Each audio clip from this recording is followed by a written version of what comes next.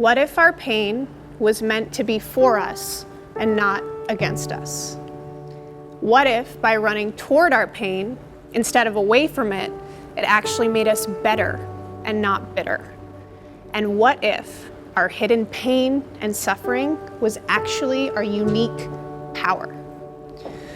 So in 2011, I made a phone call that no one ever wants to make. I called my parents from jail. Yes, this is about to get really serious.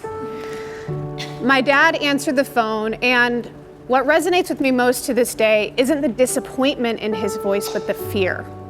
The fear that he had as he told me, if you don't stop running from your pain, you are literally going to kill yourself. And by the way, we're not bailing you out. He was right. Up until that point in my life, I had become an expert at suppressing and numbing my pain, alcohol abuse, pill dependence, toxic relationships, busyness, you name it, I did it.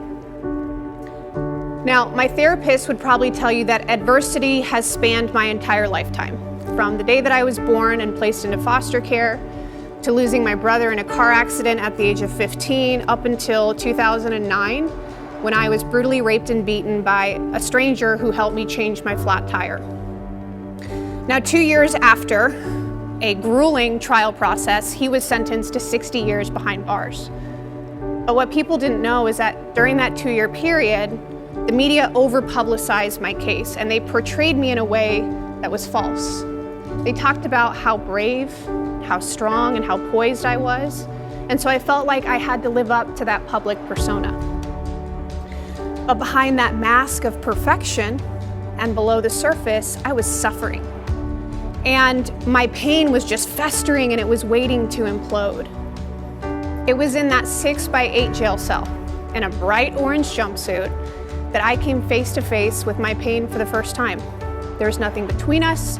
I could see it, I could touch it. And so I allowed myself to feel it, and I didn't drown in it. Now, a few days later, I went before the judge, who looked exactly like Judge Judy, just to kind of like set the scene here. And as I'm standing there, Judge Judy says to me, "I know who you are." She said, "You're the survivor from that sexual assault case. We're going to give you a second chance, but you need to learn to live with your pain better." You see, she didn't say you need to learn to get over your pain, you need to learn how to get past your pain. She said you need to learn to live with your pain better. And so for the past 8 years, I have done exactly that, and my pain has not made me bitter, it has made me so much better. You see, when we run from our pain and our suffering because of shame, we create opposition in our lives. But when we run toward our pain with empathy and with acceptance, we create opportunity.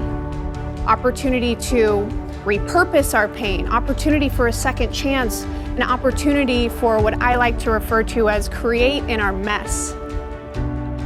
Our pain and our hardship, they give us the greatest clues to what our heart beats for, right? And for me, my heart beats for survivors, it beats for women, it beats for people in the prison systems who one day decided that the destructive and easier route was the best route to take. For you, it might be children, it might be orphans, it might be animals, right? But until we run toward our pain and through our pain, we will never know the purpose and the power that waits for us on the other side.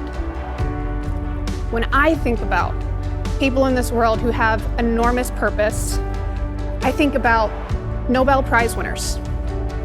And when I started looking at their shared history, I noticed a commonality.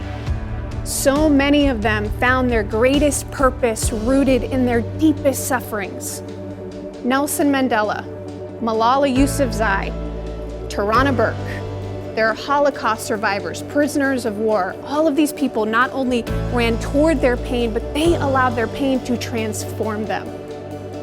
And that is where the magic happens. When your purpose becomes greater than your pain, that's activism. Do you guys catch that? When your purpose becomes greater than your pain, that's activism. Now, as a world and as a nation and as a community, we are all in this jail cell together. And it's time for us to sit in this mess and sit in this pain and to start taking inventory.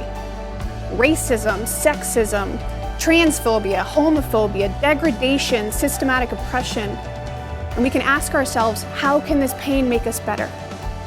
Right? What hidden power is in this pain? Now, it was when I was in my literal jail cell that I came to the realization that I was behind the same bars as my rapist. And in that moment, I realized that I was no better than him and he was no better than me. During the trial, his defense team had pointed out the fact that he was orphaned at the age of 2, that he was raised by an aunt as one of 10 kids, he had poor schooling and mental health issues.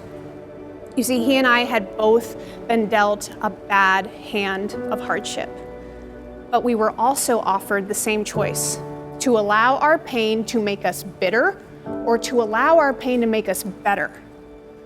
And he made his choice. And he'd have to live with that for the next 60 years. But I was offered a second chance. I can make a different choice.